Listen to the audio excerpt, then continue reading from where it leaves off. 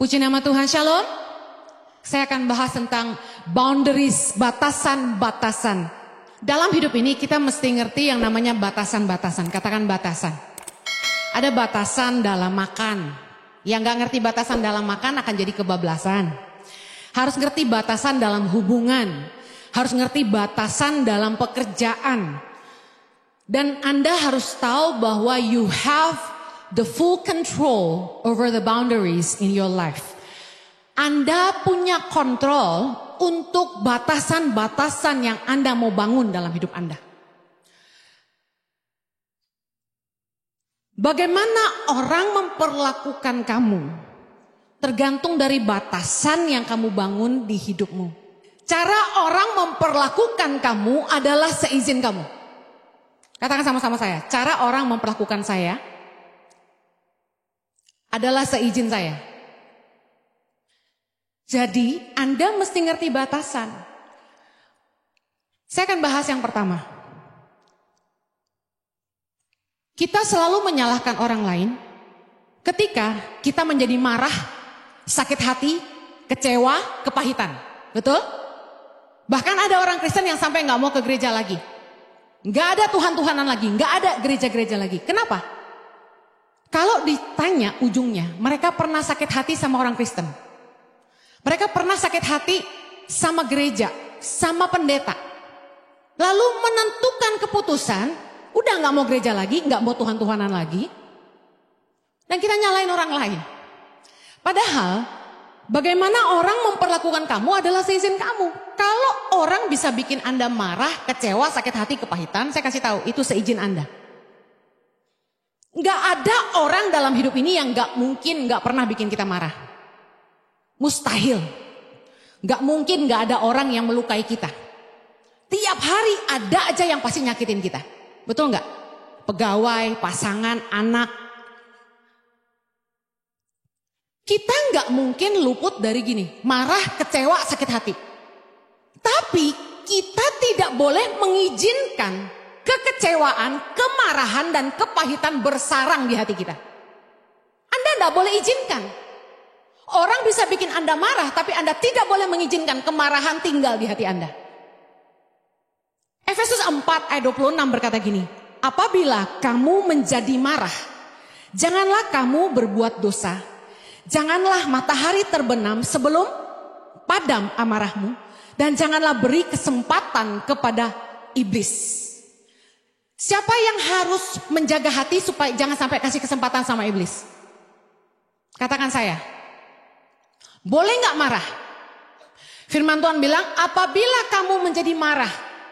Mustahil kita gak marah kalau orang bikin kita marah. Tetapi jangan berbuat dosa. Jangan kasih kesempatan pada iblis. Gimana caranya? Jangan sampai matahari terbenam sebelum padam amarahmu. Artinya gini. Kalau kamu marah, jangan lama-lama. Katakan kanan kirimu, kalau marah jangan lama-lama. Karena gini, tidak mungkin tidak ada orang yang gak pernah marah. Gak mungkin.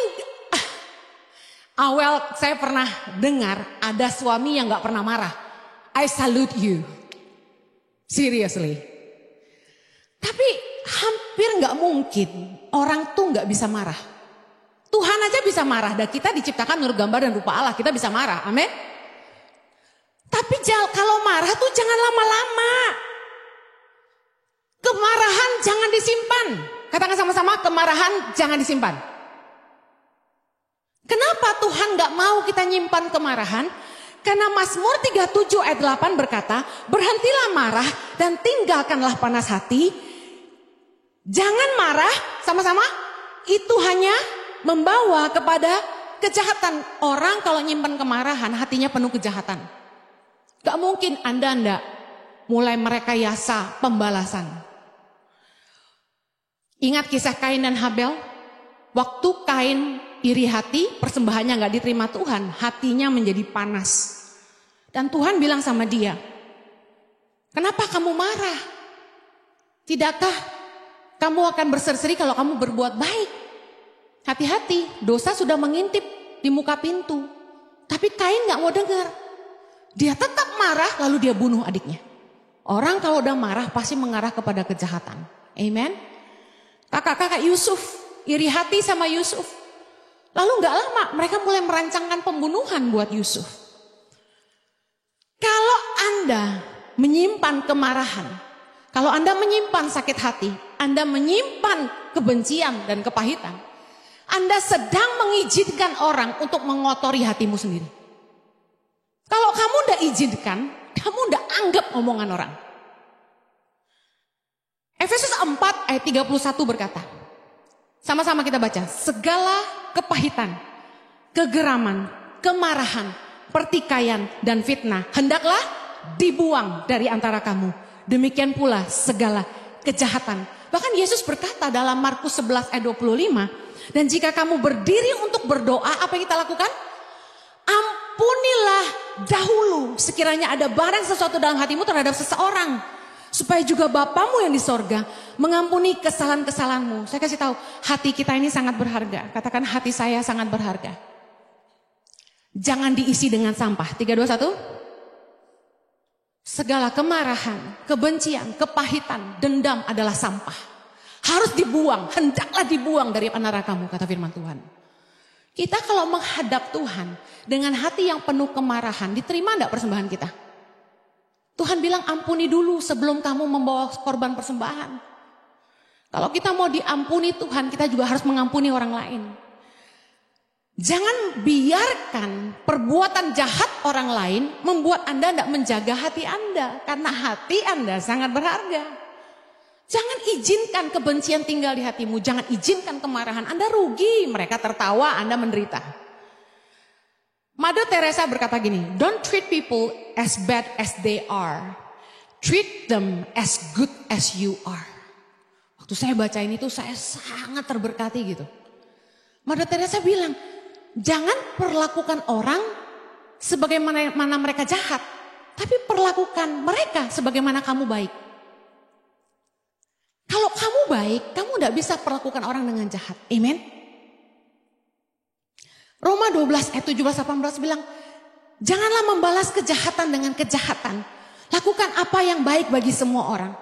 Sedapat-dapatnya, kalau hal itu bergantung padamu, hiduplah dalam perdamaian dengan semua orang. Orang mau jahat gimana pun sama kita. Kalau kita tidak izinkan perbuatan jahat mereka meracuni hati kita, kita akan tetap punya hati yang baik. Amen. Sejahat apapun orang sama kita, firman Tuhan berkata, kalau itu tergantung padamu, live at peace with everyone. Pilihlah untuk tetap berdamai. Mungkin kita nggak bisa dekat lagi sama orang itu karena mereka sudah jahat sama kita. Saya kasih tahu, nggak semua orang harus jadi teman. Rasul Paulus mengajar dalam banyak ayat tentang bagaimana kita yang harus menentukan siapa yang jadi teman kita. Kalau orang jahat sama kita, ya nggak usah berteman sama mereka. Selesai. Sorry, memang gak berteman, tapi kita gak boleh jahat sama orang. Hari ini saya kalau ketemu sama orang-orang yang pernah jahatin saya bisa tersenyum sama mereka. Saya bisa menyapa mereka dengan hati yang tulus. Kenapa? Karena seingat saya, terakhir kali waktu dia jahat sama saya gak balas dengan kejahatan. Tapi kalau kita balas dengan kejahatan, kita ketemu orang kita malu. Betul? Orang-orang yang jahatin kami, ketemu kami malu. Jangan sampai Anda mengizinkan perbuatan jahat orang mengotori hati Anda. Jangan simpan kemarahan. Ampuni, lepaskan, lupakan. It's so wonderful, saya baca gini kemarin. It takes love to forgive. But it takes humility to forget. Membutuhkan kasih untuk mengampuni, tapi membutuhkan kerendahan hati untuk melupakan kesalahan orang. Untuk bisa ngampuni orang tuh kita butuh kasih. Amin. Tapi kenapa butuh kerendahan hati untuk melupakan kesalahan orang? Karena kita tahu kita pun gak lepas dari rasa salah. Kita juga bisa salah, ngapain ingat-ingat kesalahan orang. Kita gak lebih baik dari orang lain, dan itu humility. Amen. Yuk, yang suka nyalain orang tuanya, yang masih ingat-ingat kesalahan pacar lamanya, rendahkan hatimu. Kamu pun gak lepas dari rasa salah. Setet dulu ya, waktu papa mama saya sakiti saya kasih tahu, saya nggak bisa benci sama mereka karena isi hati saya tuh cuma sayang buat mereka. Dan ketika saya menyadari sebagai orang tua nggak mudah jadi orang tua, saya semakin mengerti dan bisa mengampuni dan melupakan kesalahan mereka. Jangan marah sama orang tuamu, nggak mudah jadi orang tua. Anda yang belum nikah, Anda nggak tahu rasanya. Banyak kesalahan yang kita buat sebagai orang tua karena nggak ada sekolahnya jadi orang tua. Mari bangun batasan. Oke, Bu Heni, orang-orang di sekitar saya ini selalu bikin saya marah. Apa yang saya harus lakukan? Batasan apa yang harus Anda lakukan? Tadi saya sudah bilang, tidak semua orang perlu jadi teman. Dan tidak semua orang perlu kita pertahankan. Kita ampuni. Ada orang-orang yang layak dapat kesempatan. Tapi ada orang-orang yang tidak perlu kita pertahankan. Anda pasti mengerti maksud saya. Anda kerja. Anda ketemu sama teman-teman yang mungkin iri hati sama Anda. Jangan marah sama mereka. Baiklah sama mereka. Berkati mereka. Bantu mereka supaya mereka bisa naik seperti Anda. Tapi kalau lingkunganmu begitu toksik, cari tempat yang lebih baik. Amen. Yang kedua, ingat cara orang memperlakukan kamu adalah seizin kamu. Jangan biarkan dirimu dirusak orang. Ada anak-anak perempuan yang berkata gini, Kak, hidupku dirusak sama pacarku. Aku gini karena temanku. Victim mentality. Saya kasih tahu. Tidak ada orang yang bisa memaksa kamu melakukan apa yang kamu tidak mau. Mungkin satu kali kita terjebak dalam pergaulan yang keliru. Mungkin kita dipaksa sama teman kita. Udah cobain, gak apa-apa. Tapi selanjutnya, keputusan di tangan kamu. You have the full control to set your boundaries. Jangan berteman lagi sama mereka. 1 Korintus 5 ayat 11. Mari belajar.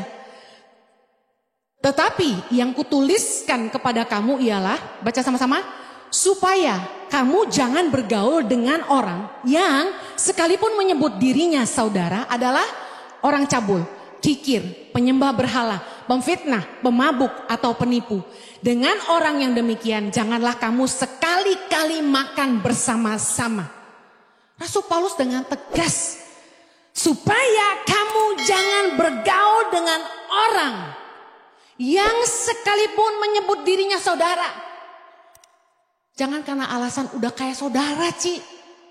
Kita udah kayak keluarga, Ci. No. Kalau kamu terus bergaul dengan orang-orang yang merusak hidupmu, keputusan di tangan kamu.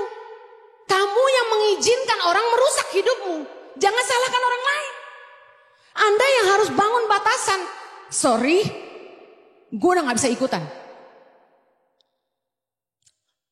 Jangan bergaul dengan teman-teman yang Anda tahu cara hidupnya gak baik dan menjerumuskan Anda ke dalam pergaulan yang gak baik. Mazmur 1 ayat 1 berkata, berbahagialah orang yang pertama tidak berjalan menurut nasihat orang fasik. Ingat, orang fasik adalah orang-orang yang tahu firman tapi tidak melakukan. Yang kedua, yang tidak berdiri di jalan orang berdosa. Yang ketiga, yang tidak duduk dalam kumpulan pencemooh. Orang yang mau berbahagia harus menghindari 3 pergaulan ini. Orang fasik, orang berdosa, dan kumpulan pencemooh. Yesus berkata dalam Lukas 21 ayat 34. Jagalah dirimu, supaya hatimu jangan syarat oleh pesta pora dan kemabukan serta kepentingan-kepentingan duniawi, supaya hari Tuhan jangan dengan tiba-tiba jatuh ke atas dirimu seperti suatu jerat. Yesus pesan sama kita, kamu yang harus jaga diri. Kamu yang harus ngerti batasan. Anak muda gak mungkin gak pernah coba-coba. Setiap kita pernah muda. Yang masih muda gak bisa dikasih tahu, gak boleh. Makin dilarang, mereka makin lakukan. Gak mungkin mereka gak mau tahu. Biarpun udah dikasih tahu orang tuanya, jangan ya. Perempuan-perempuan, anak-anak muda dengar. Jangan pacaran sama orang yang kurang ajar dan gak sopan. Jangan pacaran sama orang yang gak takut Tuhan. Karena kasih itu sopan. 1 Korintus 13 ayat 5 bilang, ia tidak melakukan yang tidak sopan. Anda yang harus bangun batasan, jangan biarin orang kurang ajar sama kamu dan gak menghargai kamu. Cara orang memperlakukan kamu adalah seizin kamu. Anda beli iPhone Pro Max 15. Kira-kira Anda jaga atau Anda banting-banting? Gue cinta sama lo. Gitu? Gak lah. iPhone jatuh, geletak-geletak tuh. Hati kita langsung sakit. Terluka. Tersayat-sayat, benar gak? Sekali lagi, Anda yang harus memutuskan. Anda izinkan gak orang kurang ajar sama Anda? Amen? Well, Anda yang harus memutuskan dengan siapa Anda bergaul. Amsal 13 ayat 20, siapa bergaul dengan orang bijak menjadi bijak. Tapi siapa berteman dengan orang bebal menjadi malang. Amsal 29 ayat 3 bilang, orang yang mencintai hikmat menggembirakan ayahnya. Tapi siapa yang bergaul dengan pelacur memboroskan harta. Jadi, kalau hari ini Anda sadar bahwa lingkungan pergaulanmu tidak baik dan merusak hidupmu. Ambil keputusan yang benar, bangun batasan hari ini. Kalau teman sekolah gimana? Ya kasih tahu orang tuamu. Pindah sekolah aja. Kalau memang tidak bisa dihindari, pindah sekolah. Kalau enggak kamu dibully. Kalau pacar yang enggak baik gimana Kak Heni? Putusin. Lah sekarang banyaknya jomblo loh Kak Heni. Kamu kalau berlian tetap bersinar-sinar, pasti banyak yang lihat kamu. Don't worry. Kalau kamu putus sama pacar yang enggak baik, Tuhan sanggup gantiin sama yang terbaik. Amin. Seperti saya. Kalau lingkungan pekerjaan yang enggak baik gimana Kak Heni? Cari pekerjaan lain. Amen. Tapi jangan sampai kamu yang enggak baik. Karena kalau orang bilang gini, di sini bau, di sana bau, situ bau. Yang bau tuh siapa? Yang ngomong. Jadi pertanyaan saya gini, jangan bilang orang lain bau. Kamu bau enggak? Kalau keluarga, orang tua yang toksik gimana Bu Heni? Hidup mandirilah. Kita enggak mungkin tukar orang tua kita. Tapi kalau Anda bisa bekerja, mulai cicil apartemen, hidup mandiri. Beli yang 2 kamar, 1 kamar disewain. Hidup mandiri, jadi berkat buat orang tua. Jadi orang tua tuh enggak banyak bicara. Amen. Yang terakhir. Cara orang memperlakukan kamu adalah seizin kamu. Anda bilang gini, hidup saya dimanfaatkan. Banyak nih yang komen di IG bilang gitu. Yudas 1 ayat 12, kita baca sama-sama. Mereka inilah noda dalam perjamuan kasihmu, di mana mereka tidak malu-malu melahap dan hanya mementingkan dirinya sendiri. Mereka bagaikan awan yang tak berair, yang berlalu ditiup angin. Mereka bagaikan pohon-pohon yang dalam musim gugur tidak menghasilkan buah. Pohon-pohon yang terbantun dengan akar-akarnya dan yang mati sama sekali. Ayat 16. Mereka itu orang-orang yang menggerutu dan mengeluh tentang nasibnya. Hidup menuruti hawa nafsunya. Tetapi mulut mereka mengeluarkan perkataan-perkataan yang bukan-bukan. Dan mereka menjilat orang untuk mendapat keuntungan.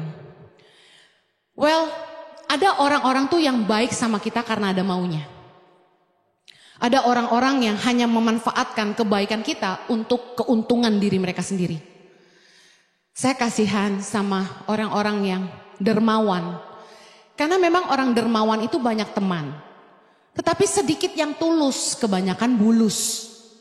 Amsal 19 ayat 6 berkata, banyak orang yang mengambil hati orang dermawan, tapi setiap orang bersahabat dengan si pemberi.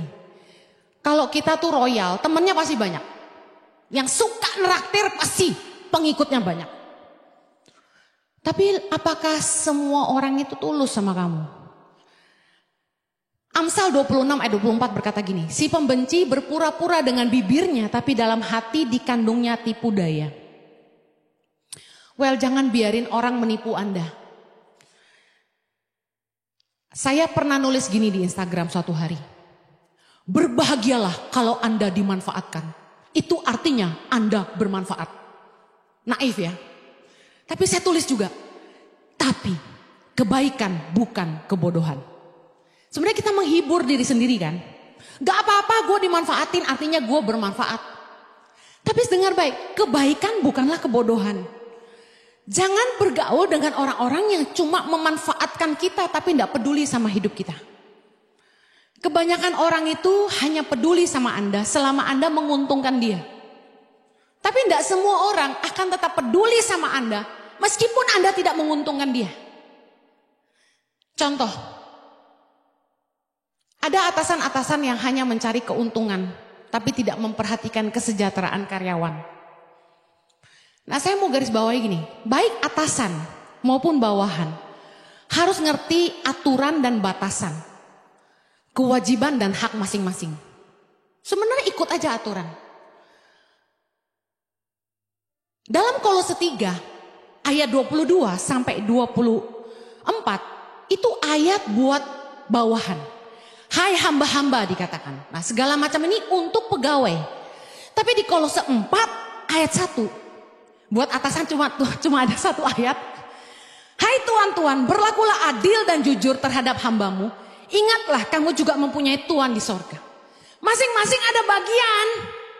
Seperti firman Tuhan berkata kepada istri-istri, selalu berkata juga sama suami-suami. Masing-masing punya hak dan kewajiban. Ada batasan-batasan. Nah, saya mau bagikan sedikit pewahyuan yang saya dapat. Yang pertama, Tuhan itu mendesain manusia untuk bekerja hanya 6 hari dalam seminggu. Kok gak ada yang bilang amin? Ulangan 5 ayat 13.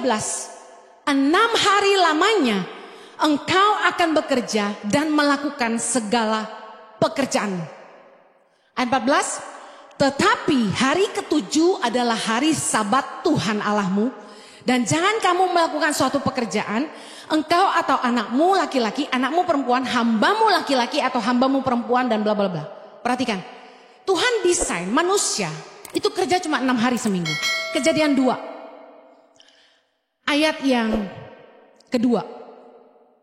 Ketika Allah pada hari ke-7 telah menyelesaikan pekerjaan yang dibuatnya itu, berhentilah ia pada hari ke-7 dari segala pekerjaan yang telah dibuatnya itu. Lalu Allah memberkati hari ke-7 itu dan menguduskannya, karena pada hari itulah ia berhenti dari segala pekerjaan penciptaan yang telah dibuatnya itu. Tuhan aja kerja cuma 6 hari. 1 hari dalam seminggu, Anda dan karyawan Anda harus beristirahat. Dan menggunakan hari itu untuk Tuhan dan untuk keluarga. Amen. Makanya kalau kita lihat bangsa Yahudi, biasanya mereka merayakan Sabat itu makan-makan sama keluarganya, sama teman-teman handai taulan. Mereka enjoy the day, they drink and eat. Nah, fakta kedua, Tuhan itu menciptakan siang dan malam. Tuhan menciptakan terang supaya kita bisa bekerja. Dan malam gelap supaya kita bisa beristirahat. Siapa di sini yang kalau tidur harus gelap? Angkat tangan. Bukankah luar biasa? Tuhan ciptakan malam itu gelap supaya kita bisa beristirahat. Bahkan Tuhan menciptakan musim kemarau dan musim hujan.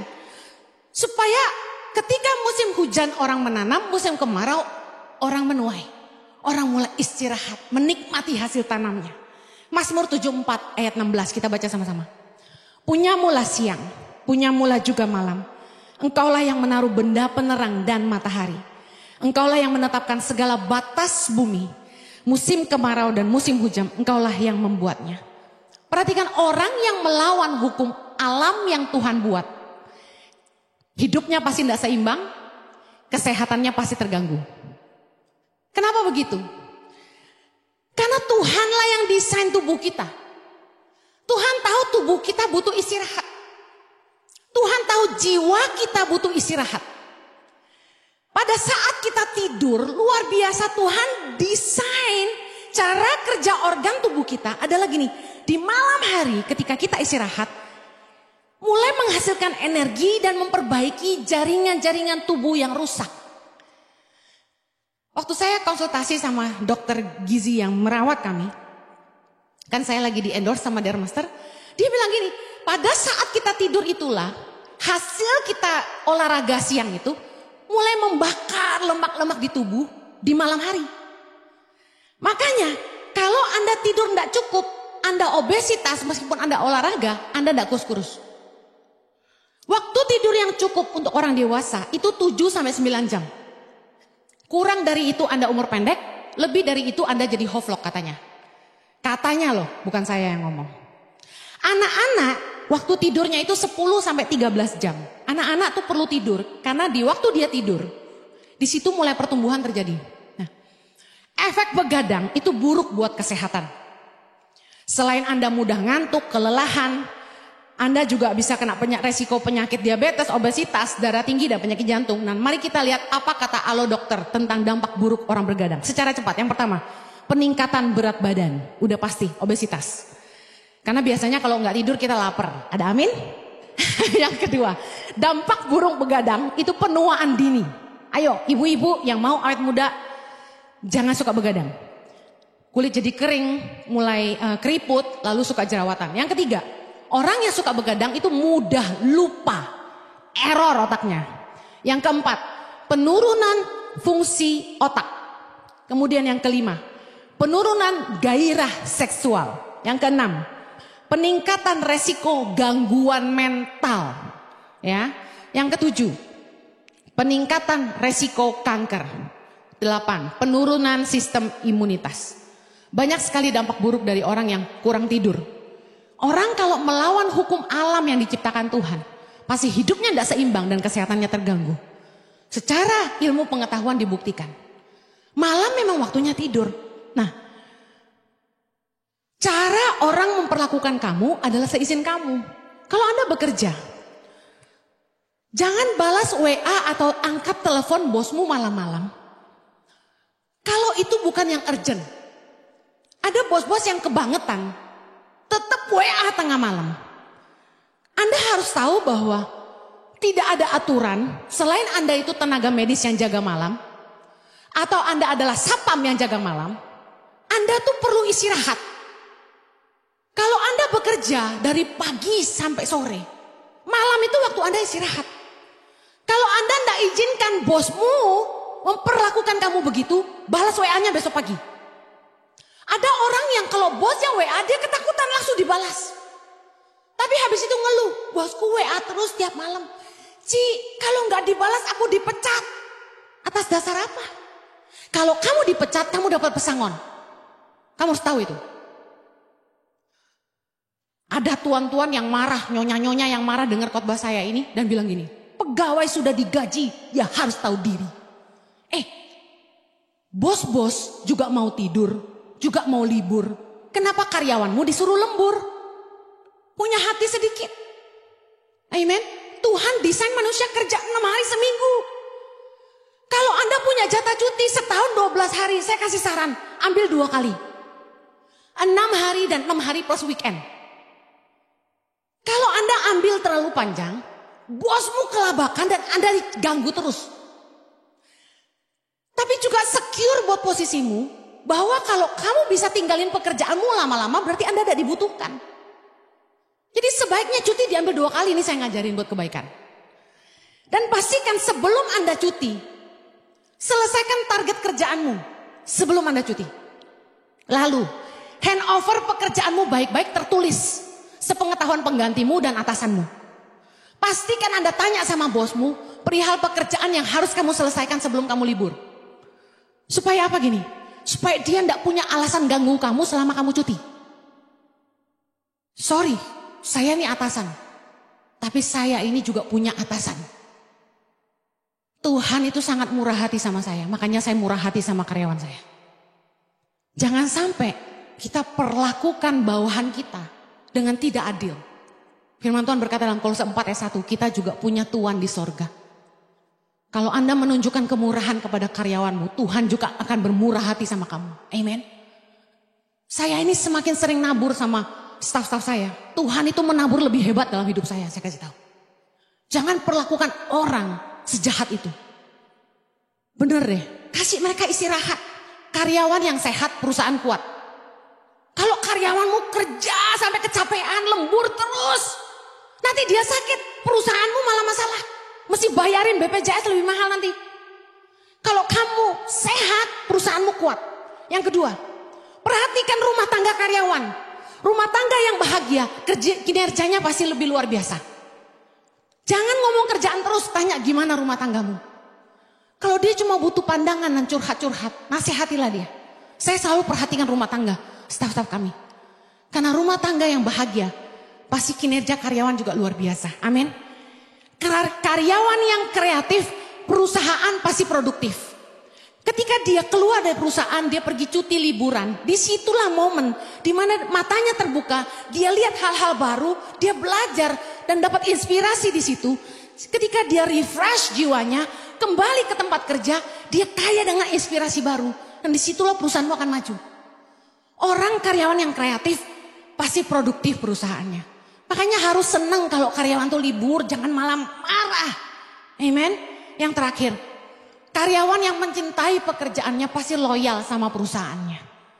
Saya bersyukur orang-orang yang kerja sama kami itu lama-lama. Kalau mereka tuh mencintai pekerjaan mereka, mereka pasti setia sama kita. Amen. Kalau Anda mau Anda dicintai sama karyawan-karyawanmu, baiklah sama mereka. Firman Tuhan berkata gini, Matius 7:12. Segala sesuatu yang kamu kehendaki, orang lain perbuat sama kamu, perbuatlah demikian juga sama mereka. Saya percaya kalau kita itu pengen Tuhan kasih kita berkat, Tuhan kasih kita kemurahan, Tuhan kasih kita kebajikan, ada berkat-berkat lebih di luar gaji. Saya percaya kita pun harus melakukan yang sama karyawan kita. Berkatilah mereka. Jangan cuma gue udah gaji segitu, kerja lu sampai mati lu. Jangan. Kasih bonus-bonus lebih biar mereka happy gitu loh. Saya selalu bujuk-bujuk suami saya, udah naikin gajinya. Gitu kan. Karena Matius 5 ayat 7 berkata, Yesus bilang gini, berbahagialah orang yang murah hatinya, karena mereka akan beroleh kemurahan. Banyak Anda yang ingin dapat kemurahan dari Tuhan. Katakan, saya harus murah hati. Jangan mementingkan diri sendiri. Amen.